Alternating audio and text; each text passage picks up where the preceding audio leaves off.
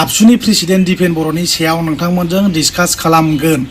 दिनैसो बिथाङा बर' जाथिखौ खौसेथि जानो खावलायदों। मानि थाखाय खावलायखो? मा जाखो? ना बिथांमोना गावसिनि पलिटिकेल केरियारखौ बरबाद जानायखौ नुहुरखाबाय नामा? आपकामिं जि बिटिसि इलेक्शन बेवहाय बिथांमोना गेलेनो हानायनि जैगथा गैला, दुरबल जाबाय। पलिटिकेल पार्टिफोरखौ मानि थाखाय ज' जानो खावलायखो? जाहोना मा? मानि थाखाय बर'जों बर' ज' जानानै सरकार दानांगौ? बेफोरबायदि खोथाया दिनैनि डेटआव मानो फैखो साननो गोनां। भेरि आनफर्चुनेट। दिनैसो बेबायदि खोथाखौ साननो रोंबाय। मैया गेरेमसा बिथाङा जे दुलाराय बर' फरायसा आफादनि मानगोनां आफादगिरि दिपेन बर' बिथांखौ बायदि बाथ्राजों सोंखारिनाय जोङो नुनो मोनदों।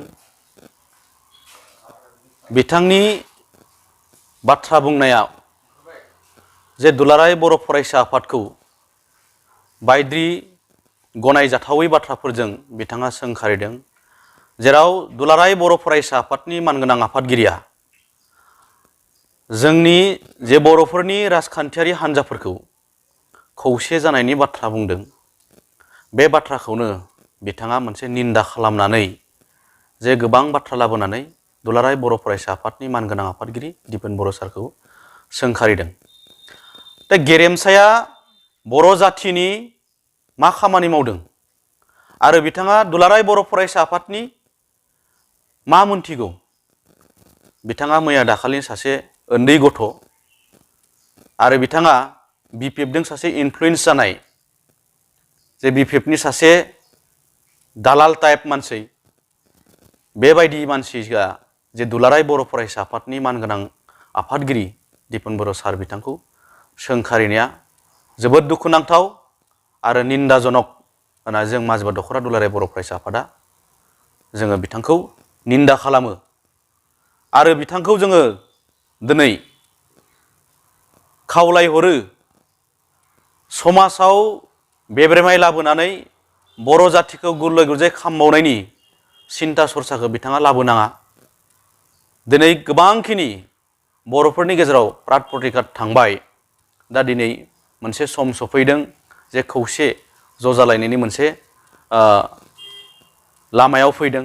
दा बेखौ सिगांनि बाथ्राफोरखौ जे नबां जाबां बाथ्राफोरखौ सानखांनानै दिनै बियो लाबोनाया खोब निन्दाजनक आरो बियो दिनैनि जेनेरेसननि मोनसे गनायजाथाव बाथ्रा नङा। बेनिखायनो दिनै माजबाद दख'रा दुलाराय बर' फरायसा आफादा बिथांखौ जोङो गले गले खावलायदों, ससियेल मिडियायाव फैनानै जे गावल' मबाइल सालायनो रोङो बायदि, गावल' इउटिउब बाथ्रा बुंनो रोङो बायदि गोदाव सोराव फैनानै बिथाङा बाथ्रा बुंफायनायनिफ्राय गोजानाव थानांगौ आरो बर' जातिखौ खौसेथि जानाय मोनसे इकुवेलिटि बा इउनिटिनि बाथ्राखौ बुंनो थाखाय जोङो खावलायदों। बेबायदि गोदाव सोराव बाथ्रा बुंनानै ससियेल मिडियायाव हगारनानै दुलाराय बर' फरायसा आफादनि मानगोनां आफादगिरि दिपेन बर' सारखौ सोंखारिनायनिफ्राय गोजानाव थानांगौ। नङाब्ला बिनि फिननायखौ जोंबो होनो राजि जानानै दङ। गोजोन्थों।